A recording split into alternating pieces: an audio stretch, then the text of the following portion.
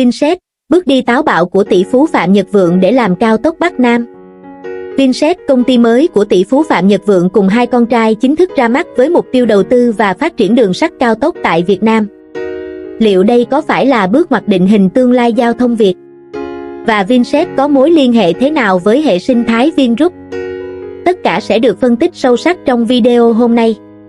Một kỷ nguyên mới đang bắt đầu trên những đường ray. Khi cả thế giới hướng tới giao thông xanh, hiện đại và tốc độ, Việt Nam cũng không nằm ngoài cuộc đua. Và trong cuộc đua đó, một cái tên vừa mới xuất hiện, nhưng mang theo khát vọng lớn lao, Vinshed. Khi Vingroup của tỷ phú Phạm Nhật Vượng chính thức bước vào lĩnh vực ô tô với VinFast, cả thế giới ngỡ ngàng. Một quốc gia như Việt Nam, chưa từng có tên tuổi trên bản đồ sản xuất ô tô lại dám vươn mình, không chỉ dừng lại ở xe xăng mà còn lao thẳng vào xe điện. Nhưng đó mới chỉ là bước đầu tiên của chiến lược dài hơi. VinFast là phần thân xe, nhưng đường cao tốc, tàu điện và đường sắt tốc độ cao mới lại động mạch kết nối toàn bộ quốc gia. Và đó chính là lúc Vinshed ra đời. Vinshed là mảnh ghép tiếp theo trong giấc mơ siêu giao thông toàn diện của Vingroup, nơi người dân có thể đi từ Hà Nội đến thành phố Hồ Chí Minh chỉ trong 5 tiếng, với hệ sinh thái gồm xe điện VinFast, đường sắt tốc độ cao, đô thị thông minh, trạm sạc, trạm trung chuyển. Mục tiêu không chỉ là bán xe mà là bán giải pháp đi lại. Một hệ sinh thái giao thông do chính người Việt làm chủ. Công ty Vinshed được thành lập vào cuối năm 2023, dưới sự điều hành của ba cha con nhà họ Phạm, ông Phạm Nhật Vượng, cùng hai con trai là Phạm Nhật Vũ và Phạm Nhật Nam. Không giống những doanh nghiệp chỉ xây dựng hạ tầng, Vinshed có tầm nhìn khác. Họ muốn xây đường sắt cao tốc chuẩn Nhật, nhưng vận hành theo mô hình thung lũng silicon, công nghệ dẫn lối, dữ liệu làm nền tảng. Vinshed không đơn thuần là làm đường. Họ muốn thiết kế lại toàn bộ hệ thống vận tải tốc độ cao tại Việt Nam, từ kỹ thuật, tài chính, mô hình khai thác đến trải nghiệm người dùng. Dự án đường sắt cao tốc Bắc Nam có tổng mức đầu tư hơn 1 triệu tỷ đồng. Một con số khổng lồ từng khiến dư luận tranh cãi suốt hơn một thập kỷ. Nhưng Vinshed tin rằng nếu có ai đủ nội lực, công nghệ và tầm nhìn để thực hiện điều này, thì đó chính là họ. Chính phủ đã ghi nhận đề xuất tham gia đầu tư từ tư nhân, và Vinshed đang từng bước chứng minh năng lực của mình, từ các bản thiết kế, đề án kỹ thuật, đến khả năng thu hút nhà đầu tư quốc tế và đối tác công nghệ. Vinshed không đi một mình. Họ đã bắt tay với những ông lớn trong ngành, từ Hitachi, Siemens, đến các công ty Nhật và Hàn Quốc, những cái tên từng xây dựng hệ thống tàu cao tốc cho Nhật Bản, Hàn Quốc và châu Âu. Tỷ phú Phạm Nhật Vượng còn khẳng định, đây không chỉ là dự án hạ tầng, mà là một phần trong khát vọng quốc gia về công nghiệp hóa và hiện đại hóa.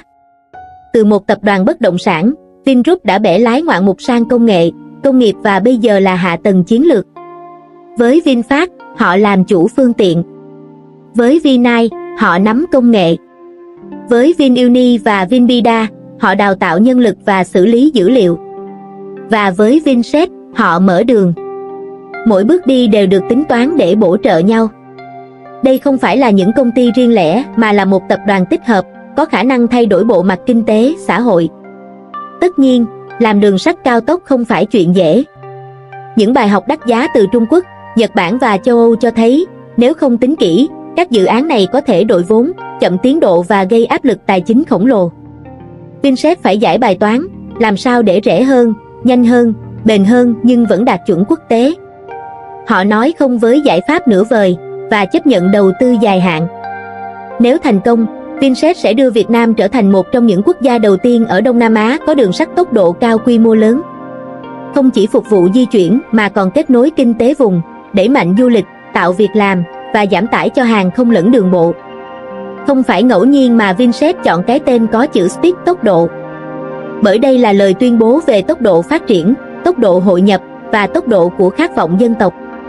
Chúng ta từng mơ về những con tàu hiện đại lao vun vút như ở Nhật, ở Đức, ở Hàn Quốc. Giờ đây, giấc mơ ấy đang dần thành hình, bằng chính bàn tay người Việt. Và nếu một ngày bạn ngồi trên con tàu chạy 300 km/h băng qua đồi núi, bờ biển, hãy nhớ rằng, có một công ty tên là Vinshed và có những con người đã chọn dấn thân vì một hành trình chưa từng có tiền lệ. Tương lai đang lăn bánh. Và chúng ta là những người chứng kiến nó từ những phút đầu tiên. Nếu bạn thấy câu chuyện về Vinshed và giấc mơ cao tốc Việt Nam là một bước ngoặt đáng chú ý, hãy chia sẻ video này đến nhiều người hơn nữa. Đừng quên để lại bình luận phía dưới để chúng ta cùng thảo luận. và nhấn đăng ký kênh kèm chuông thông báo để không bỏ lỡ những câu chuyện thời sự, lịch sử và phân tích chuyên sâu tiếp theo. Bạn đang xem kênh thú vị và bổ ích, nơi những điều đáng quan tâm luôn được kể lại một cách gần gũi và sâu sắc.